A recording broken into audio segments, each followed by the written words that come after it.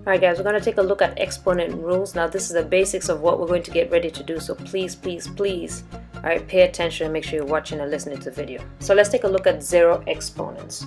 Okay, take a look at zero exponents. Anything raised to a zero power is always equal to 1. Anything raised to a zero power is always equal to 1. We stay fresh and never riding, always blessing, forever popping. I ask J Dog when you dropping, it don't matter cause you know I'm copping. Keep it real, we bubbling. Who are you to be judging? Money flip Gabby Douglas. If you ain't clean, you bugging. Every single day, people always ask me how I live this life and how I stay so clean. This is what I tell them. It ain't about my jeans. I rock it true. One more time. Anything raised to a zero power is always equal to 1. Anything but 0 actually. Alright, so let's take a look at an example. Let's say what's 2 raised to the power of 0. Because it is raised to the power of 0, it is equal to 1. Take a look at another example. 256 raised to the power of 0. Because it is raised to 0, it is equal to 1. Let's say that instead of numbers they had variables. So let's say you had x raised to the power of 0. Again, doesn't matter what it is always going to be equal to 1. Take a look at one more example. 100,000 raised to 0 is going to be equal to 1. So you get the idea. Everything raised to the power of 0 is equal to 1. But be mindful, okay? Be mindful. Negative 356 raised to the 0 power is not equal to 1 because the exponent is always attached to just the number or the thing right in front of it. Okay, so that means you can imagine an invisible parenthesis. So that negative is outside.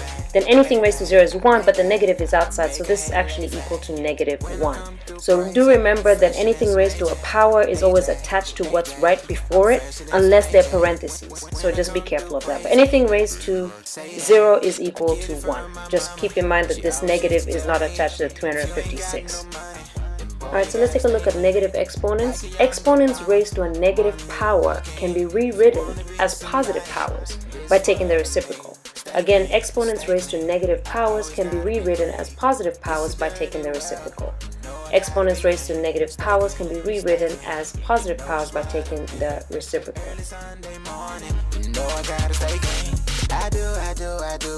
I always gotta be clean. I always gotta be clean. G's a beast in fashion, I'm swagging on the scene. It's a dirty world, so you know I gotta be clean. You know I gotta stay clean, tryna live this life, no shame. I'm ballin' like Kareem, and I'm heat up, no caffeine. So what does that mean? Well, let's take a look at an example.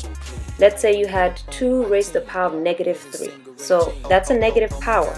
A negative power can be rewritten as a positive power by taking the reciprocal. So we can write that as 1 over 2 raised to the positive 3. So that's all it means.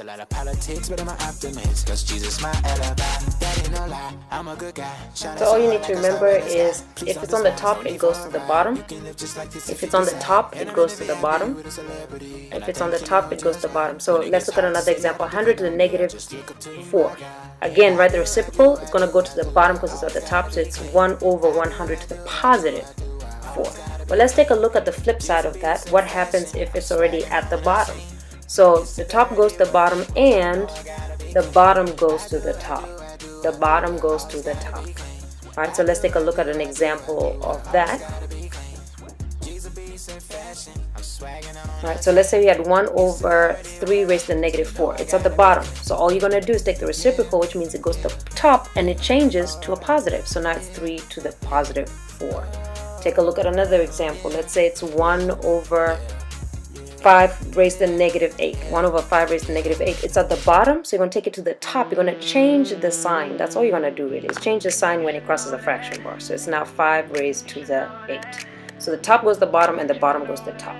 Alright, now once you're able to do this, they're not going to stop at that. They're going to ask you to actually evaluate these exponents. So I'm going to take a look at a couple of examples of us evaluating. So let's say, for example, I had 4 raised to the negative 2. Well, remember that's already on the top, so we're going to take that to the bottom. So it's going to be 1 over 4 squared. Well, what's 4 squared? It's 16, so it's going to be 1 over 16. And that's really all there is to it, okay? So it's not really very difficult. Let's take a look at another example.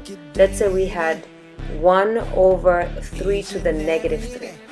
1 over 3 raised to the negative 3.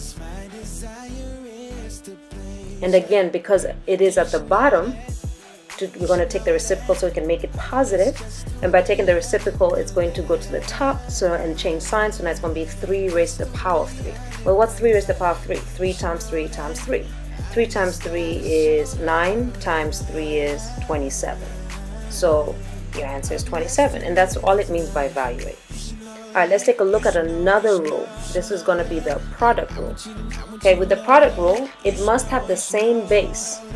And what you need to know about the exponents is you add them.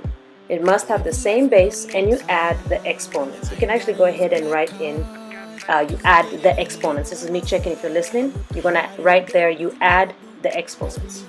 Alright, so looking at the first question, 2 raised to the 5th power times 2 raised to the 3rd power. Well, what's 2 to the 5? It's 2 5 times. What's 2 to the 3? It's 2 3 times. How many 2's total are there?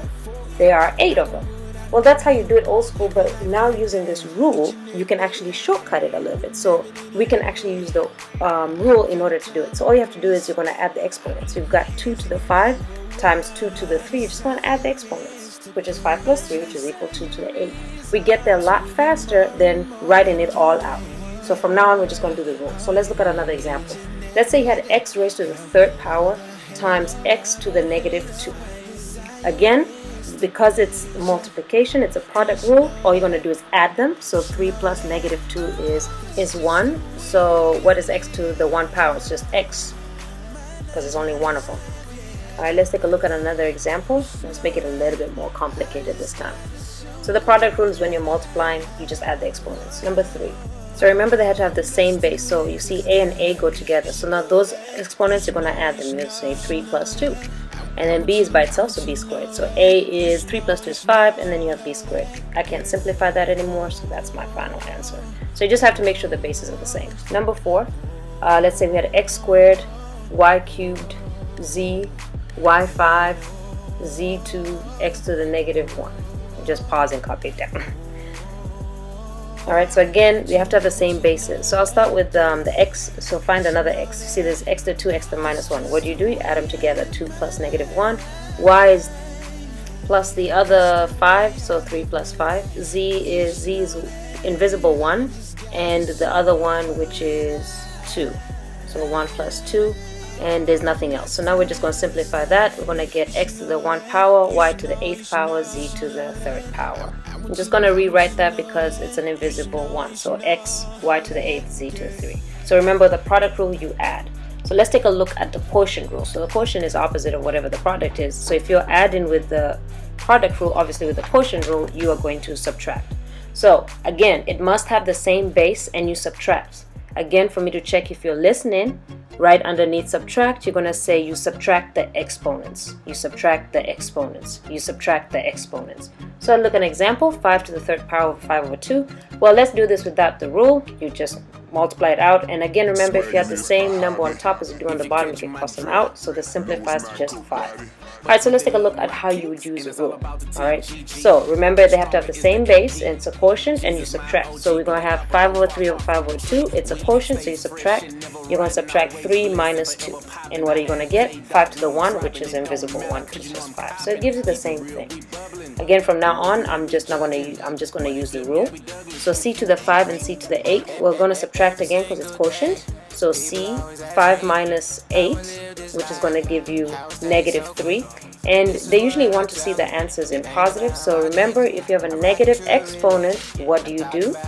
You can go back to your notes if you forgot what this is, negative exponent, and it just says if you just find the reciprocal. Okay, so negative becomes positive by the reciprocal. Top goes to bottom and bottom goes to top. So in our example, we have the top, so it goes to the bottom and it becomes positive, 1 over c3. Alright, let's take a look at a more complicated example.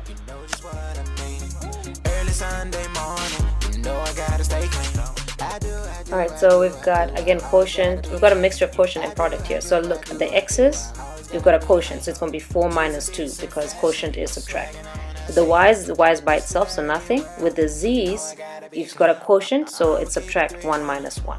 Simplify that. What's 4 minus 2 on the x is going to give you x squared. Y squared is by itself, so that's y squared. And then z, 1 minus 1 is 0. Oh, wait a minute. Something is raised to the 0 power. Let me go back in my notes and see what that is. 0 exponents is always equal to 1. So that means z to the 0 is equal to 1. Perfect. Simplify that because anything times 1 is just is whatever it is, so x squared, y squared. Let's take a look at one final example. Again, you see the 2's, so the bases are the same, so we're going to subtract that. So before I subtract, because I've seen that there's a negative exponent, let me go back to my notes, look at a negative exponent, see what I should do with the negative exponent. Okay, so take the reciprocal, bottom goes to the top goes to the bottom, this one's at the bottom. So we're going to take that to the top. When you take it to the top, it becomes positive, just like that. I'm just going to go ahead and rewrite everything else as it is so it doesn't confuse you. So 3 squared over 1, 3, and remember we took that 2 to the top, so just 3 to the 1, invisible 1.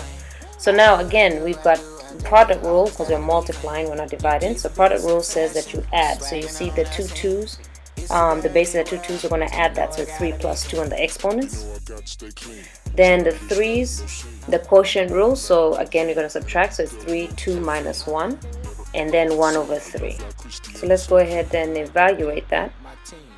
3 plus 2 is 5, 2 minus 1 is 1, and 1 to the third is 1 to the third. Let's simplify that. 2 to the 5th power is 2 times 2 times 2 times 2, 5 times basically, times 1, 3, and then times 1 times 1 times 1. 2 times 2 is 4, times 2 is 8, times 2 is 16, times 2 is 32. 32 times 3, that I got to work out. So I'm going to get 96 divided by 1, because 1 times 1 times 1 is 1, so it's equal to 96. Alright, so let's take a look at a power rule. And again, you're getting the hang of it. With exponents, before you can combine any two exponents, the bases have to be the same. So again, must have the same base, and you multiply. And your listening check here is you are writing underneath multiply the exponents. So you multiply the exponents. Make sure you write that down for you to get full marks. Multiply the exponents. So here's an example. Something raised to the power. Normally it would have been x times x and then 3 times. So 3 times of x times x. So x times x, x times x, x times x. And how many x's total is that? That's x to the 6th power. But again, the rule makes it shorter. Okay, so with the rule, all it is if it's a power rule, you just multiply the exponents. So if you have x squared raised to the power of 3, then just multiply the exponents. Okay, which is going to be 2 times 3, which is 6, x to the 6th power. We get that a lot faster than doing all of that. So basically, it's really good for you to know the rules. Let's take a look at another example. What if you had 3 cubed all squared? Again, you're just multiplying the exponents. It's going to be 3 to the 3 times 2, which is 3 to the 6th power, which is 3 times 3 times 3 times 3 is 6 times. So 3 times 3 is 9, times 3 is 27, 27 times 3 is 81, 81 times 3 is 243, 243 times 3 is 729. Again, I'm just doing this without a calculator, which you will have to do without a calculator as well. Alright, take a look at another example. So if you have 2x squared, remember you're going to square everything. So to get in the house, you're going to square everything. It's 2 squared and then x squared squared, which again, because it's the power rule, you multiply the power. So 1 times 2 is 2, 2 times 2 is 4. So you're going to have 2 times 2 and then x 4 times, which is 4x to the 4th power. Right, another example, last one. So say you had 3 to the 11th power raised to 0. Okay, again, put it into the house, or put it into the house because it's all individual. It's going to be 3 to the 0 power and then x 11 times 0. So that gives me 3 to the 0 and the x to the 0. Oh, look at that, something raised to the 0 power. What happens when you raise an exponent to a 0 power? It's always equal to 1. So 3 to the 0 is 1, x to the 0 is also 1, so 1 times 1 is 1.